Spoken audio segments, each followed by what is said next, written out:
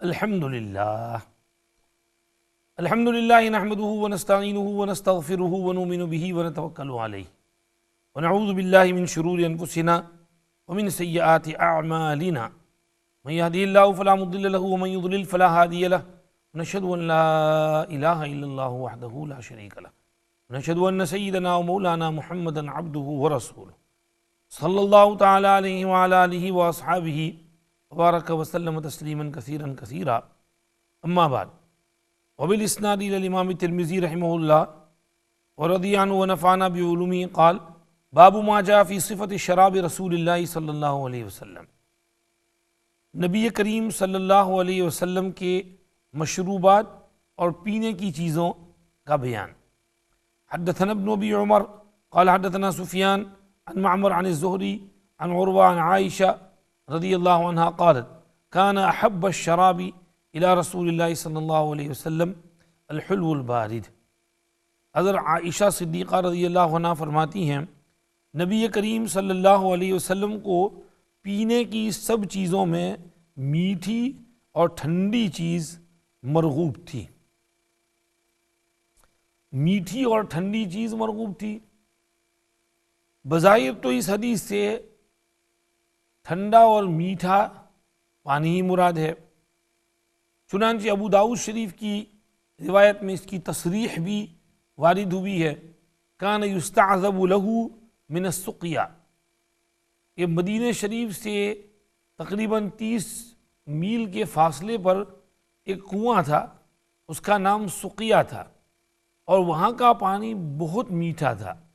تو نبی کریم صلی اللہ علیہ وسلم کے لیے صحابہ خاص وہاں سے جا کر پانی کبھی کبھی لایا کرتے تھے، تو حضور کو وہاں کا میٹھا پانی بہت پسند تھا۔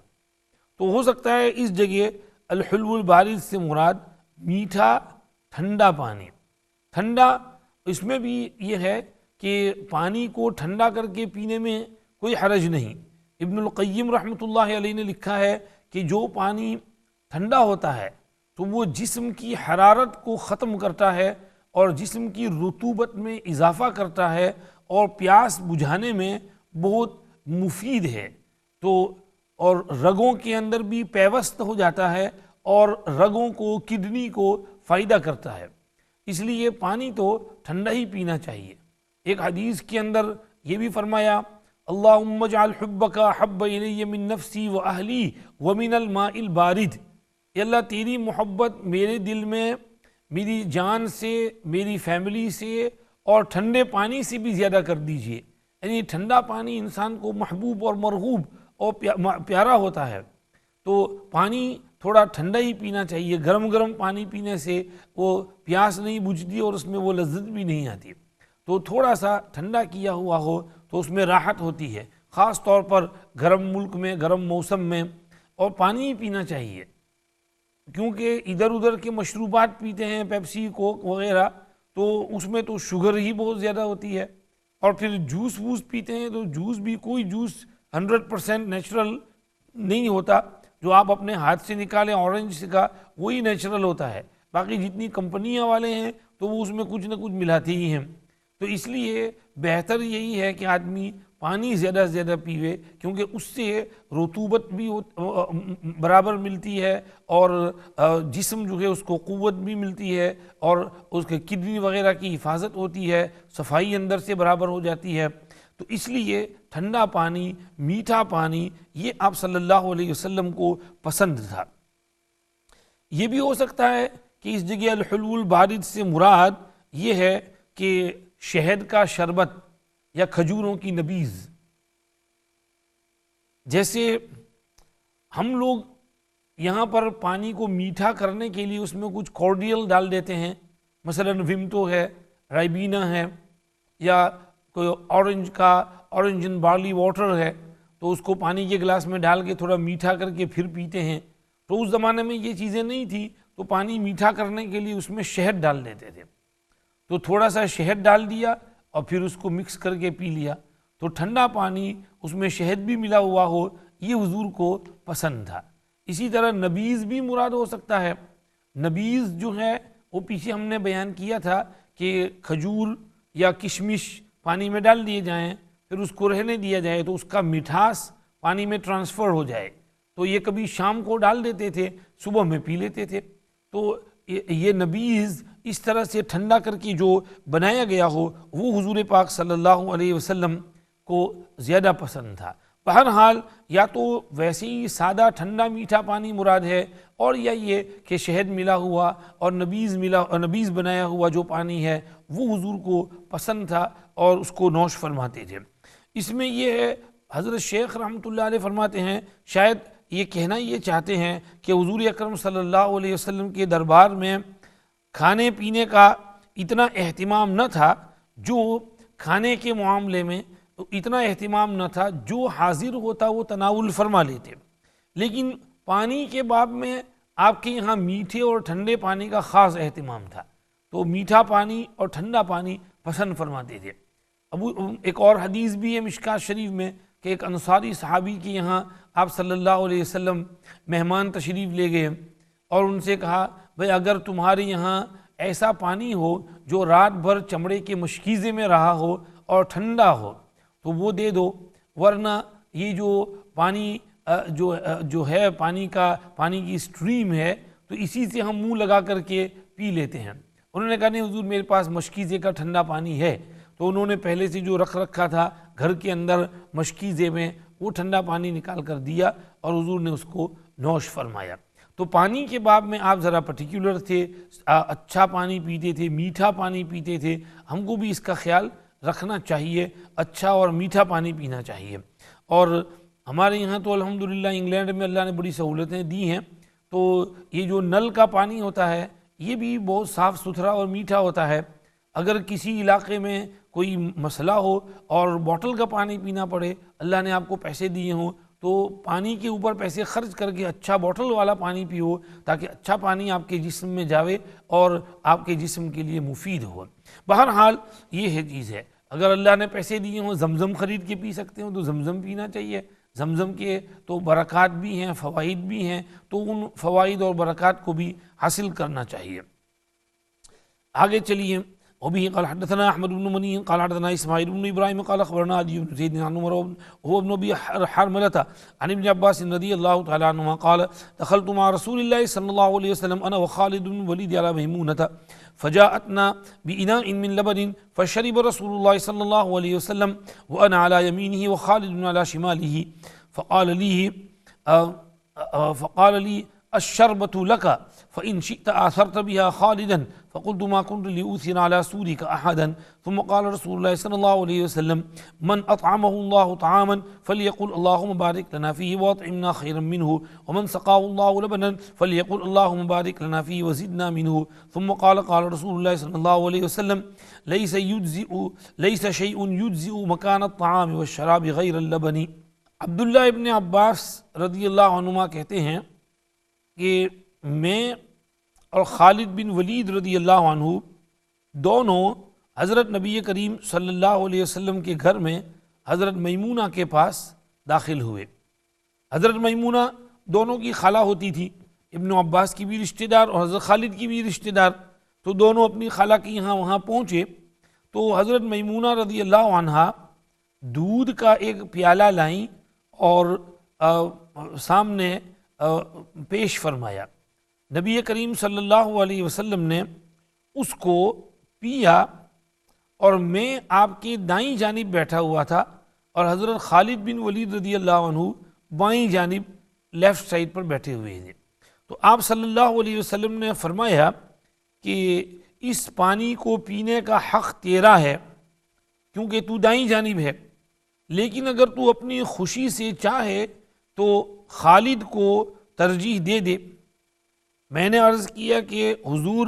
آپ کے جوتے پر میں کسی کو ترجیح نہیں دے سکتا. تو پھر حضور نے وہ دوسری روایت میں ہے کہ وہ پیالہ میرے ہاتھ میں پکڑا دیا تو میں نے پہلے پیا, اس کے بعد حضرت خالد کو دیا تو انہوں نے پیا. اس کے بعد حضور اکرم صلی اللہ علیہ وسلم نے ارشاد فرمایا کہ جب کسی شخص کو حق تعالی کوئی چیز کھلائیں تو اس کو یہ دعا پڑھنی چاہیے, اللہم بارک لنا فیہ واطعمنا خیرا منہ. اے اللہ اس کھانے میں برکت دیجئے اور ہم کو اس سے بہتر کھانا نصیب فرمائیے۔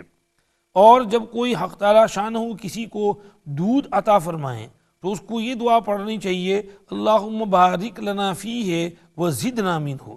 اے اللہ ہم کو اس دودھ میں برکت دیجئے اور مزید دودھ عطا فرمائیے اور اس میں اضافہ فرمائیے۔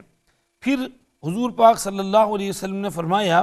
کوئی چیز ایسی نہیں جو کھانا اور پینا دونوں کا کام دے سکے سوائے دودھ کے۔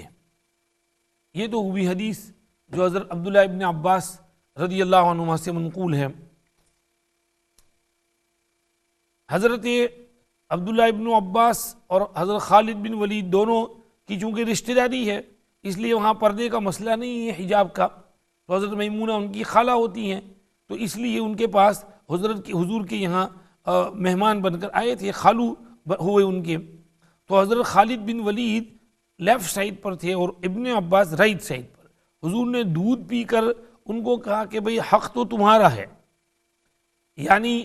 اگر کسی مجلس میں کچھ لوگ بیٹھے ہوں اور کوئی کھانے پینے کی چیز گھمائیں تو رائٹ سائڈ سے گھمانا چاہیے، پہلے اپنے رائٹ والوں کو دو، پھر اس کے رائٹ والا، پھر اس کے رائٹ والا، پھر اس کے رائٹ والا، پھر اس کے رائٹ والا،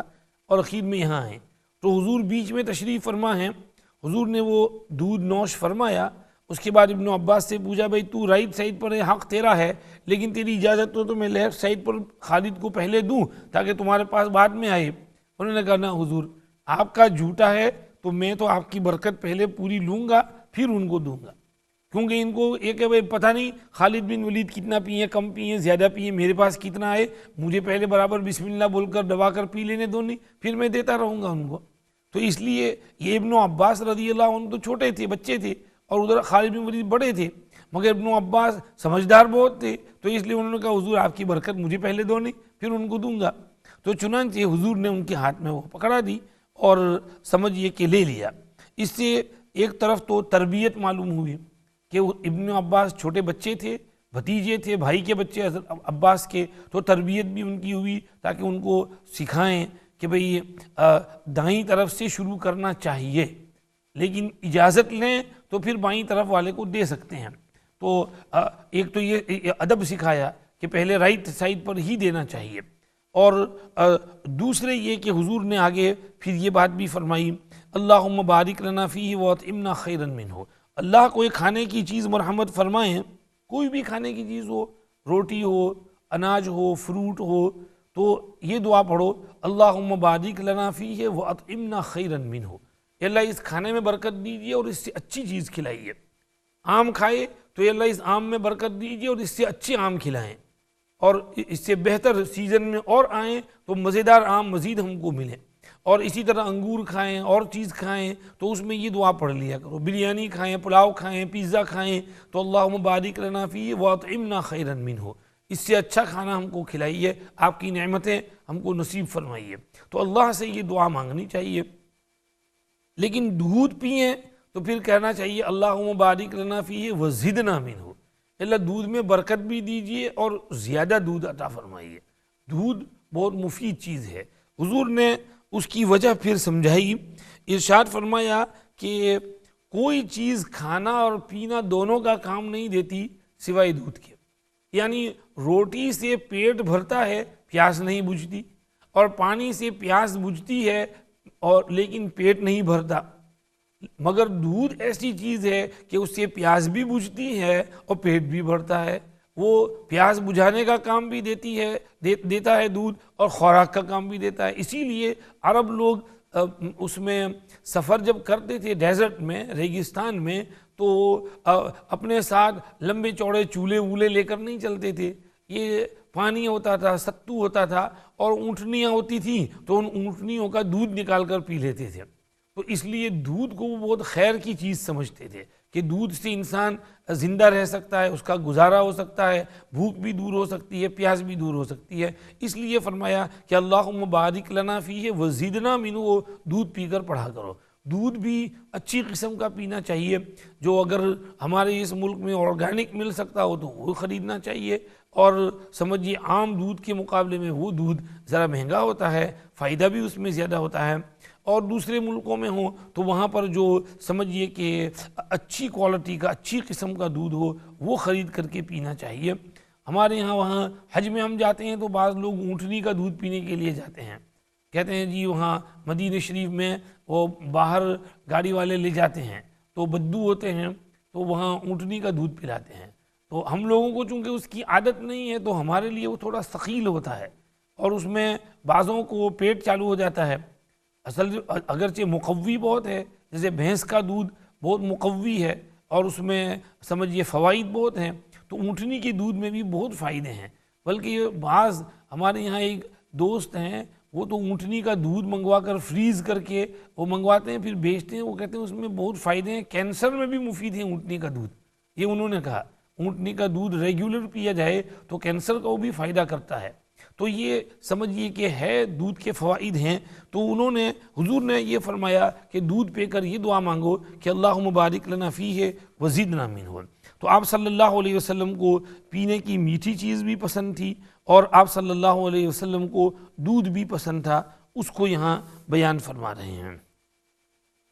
آگے اس کے بعد نیکسٹ باب آ رہا ہے، باب ما جاء فی صفت شرب رسول اللہ صلی اللہ علیہ وسلم، آپ صلی اللہ علیہ وسلم کے پینے کی صفت کا بیان۔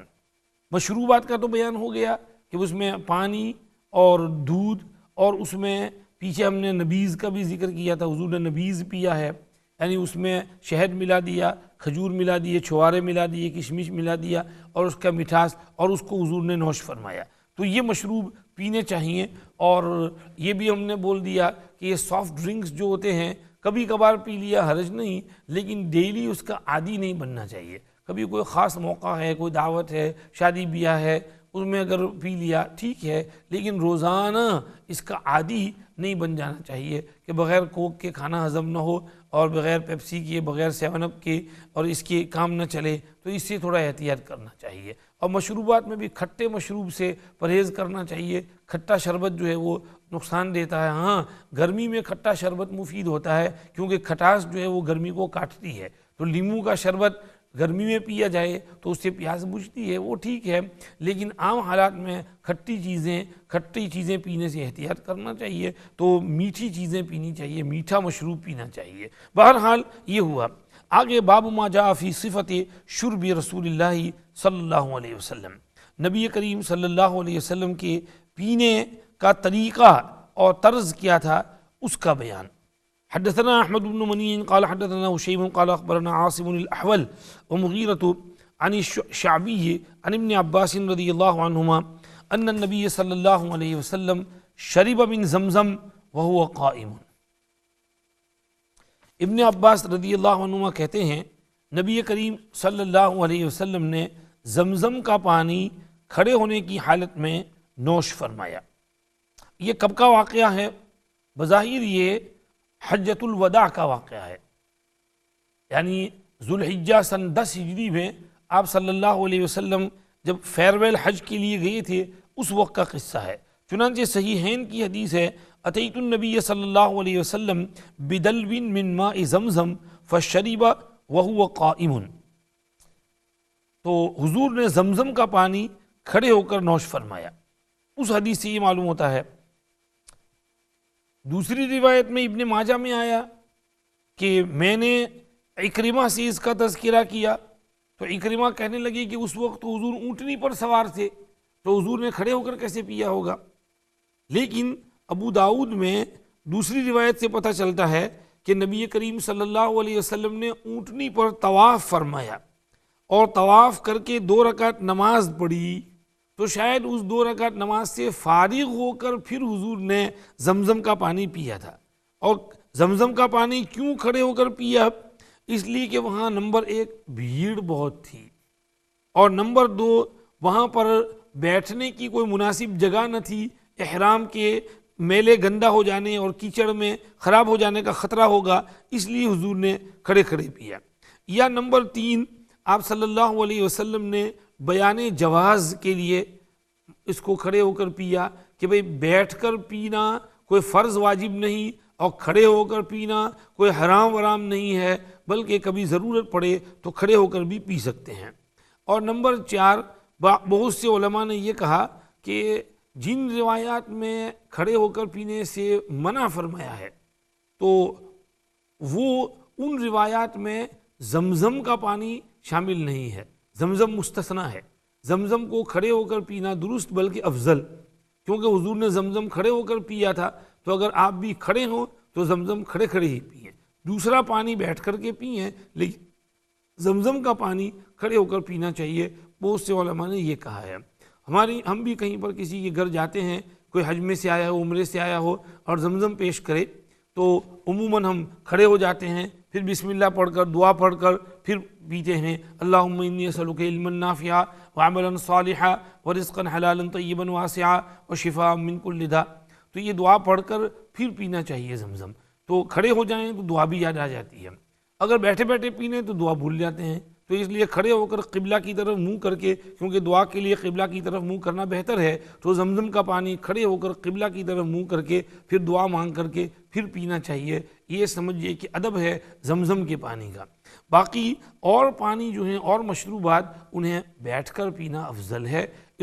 اس کا مسئلہ جو ہے وہ نیکسٹ لیسن میں ہم آئے گا تو وہاں پر ہم سمجھائیں گے۔ اس وقت صرف زمزم کا تذکرہ آیا ہے اور اس کے بارے میں یہ بات ہو گئی، آگے انشاءاللہ بعد میں پڑھیں گے اگر اللہ نے چاہا۔ وآخر دعوانا ان الحمدللہ رب العالمین وصلی اللہ وسلم علی سیدنا محمد وآلہ واصحابہ اجمعین برحمتک یا ارحم الراحمین۔